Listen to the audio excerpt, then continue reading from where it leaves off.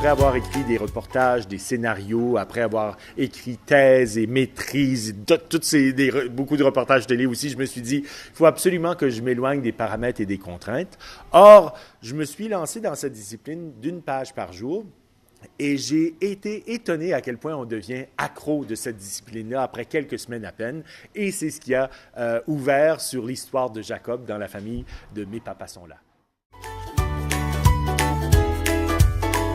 Au fil de l'écriture, c'est devenu presque important de le faire. D'abord à cause de mes connaissances. Il m'aurait sans doute fallu un peu plus de recherche pour essayer de comprendre l'imaginaire de la femme, du couple plus traditionnel. Alors j'ai dit, je vais y aller pour la facilité.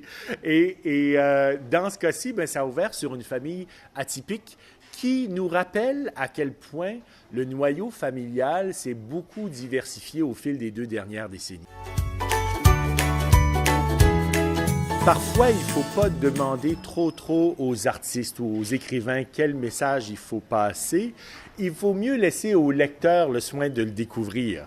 Parce qu'on réalise rapidement que si je tente d'influencer le lecteur, souvent ça va limiter de loin l'interprétation qu'il peut donner à l'histoire de la famille de Jacob. Les plus beaux échos que j'ai entendus de lecteurs, c'est peut-être une ode à l'éducation ou une ode à la résilience. Et ça me touchait beaucoup parce que, en effet, je voulais que ce soit un livre qui soit avant tout heureux, qui soit porteur d'espoir aussi.